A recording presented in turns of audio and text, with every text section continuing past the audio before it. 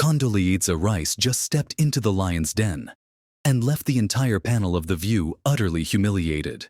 With poise and precision, she dismantled the toxic rhetoric surrounding critical race theory, CRT, and race relations, leaving Whoopi Goldberg, Sunny Hostin, and Joy Behar in stunned silence. Yes, silence. This is a moment you need to see to believe. It all began like any other episode of The View: chaos, interruptions, and the usual dose of virtue signaling. But things quickly took a turn when Condoleezza Rice, former Secretary of State, joined the panel. For a show known to drown out any opposing viewpoints, what happened next was nothing short of extraordinary. Let's break it all down. Condoleezza started with a story from her childhood, growing up in segregated Birmingham, Alabama. Her words were raw, heartfelt, and undeniably powerful. I couldn't go to a movie theater or restaurant with my parents. I went to segregated schools until we moved to Denver. My parents never thought I'd grow up in a world without prejudice, but they always told me, that's someone else's problem, not yours. You'll overcome it and be anything you want to be. The room fell silent. Even Whoopi, who usually has a quick retort, seemed caught off guard. I come out of an academic institution, and this is something that academics debate, what is the role of race and so forth. And let me be very clear. I grew up in segregated Birmingham, Alabama.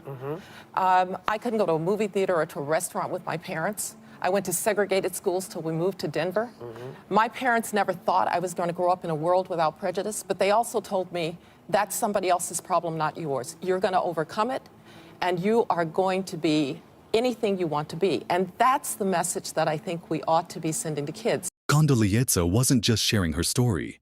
She was setting the stage for what would become a masterclass in dismantling divisive ideologies. And then, Condi did what no guest on The View has managed to do in years. She took control of the narrative. She calmly explained her concerns about the current conversation around race, particularly CRT, saying, "One of the worries I have is that the conversation has gone in the wrong direction. Somehow, white people are made to feel guilty for everything that happened in the past, or black people are made to feel disempowered by race. Neither is productive." The audience erupted in applause, but you could feel the tension radiating from the hosts. Sunny Hostin, in particular, looked like she was ready to jump in, but even she couldn't interrupt this moment of truth. Then came the line that silenced the entire panel. "I want black kids to feel empowered in their blackness, but I don't have to make white kids feel bad for being white to do that." Boom. Mic drop. One of the worries that I have about the way that we're talking about race is that it either seems so big that somehow white people now have to feel guilty for everything that happened in the past. I don't think that's very productive. The audience didn't wait for permission. They clapped. And while the camera didn't zoom in on Whoopi's face, unfortunately, we all know how much she hates when the crowd claps for anything she doesn't agree with. Condoleezza didn't stop there. She went on to address how CRT and similar ideologies are affecting children. Teaching children that they're oppressors or victims based on their skin color is damaging, mentally and emotionally. It's not education, it's indoctrination, and it's wrong. She laid it out so clearly that even the most diehard CRT supporters in the room couldn't find a way to argue. Or black people have to feel disempowered by race. I would like black kids to be completely empowered, to know that they are beautiful in their blackness, but in order to do that, I don't have to make white kids feel bad for being white. So somehow this is a conversation that has gone in the wrong direction. And let's be real.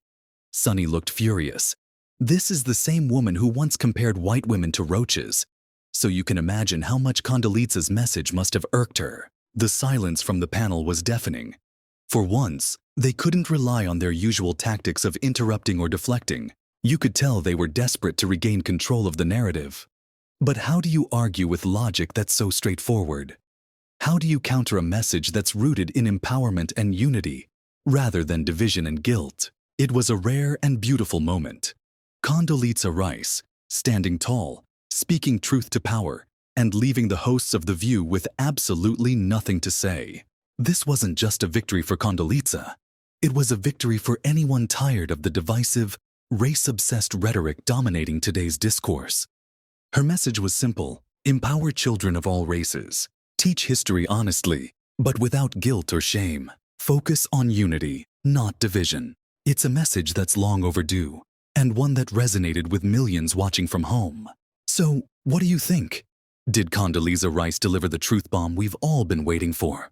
Or do you think the hosts of The View were simply too stunned to argue back? Let me know your thoughts in the comments below, because this is a conversation we all need to be part of. Just yesterday, that white Republican suburban women are now going to vote Republican. Why? It's almost like roaches voting for Raid, right? I think that's they're voting. No, it's insulting to the voter.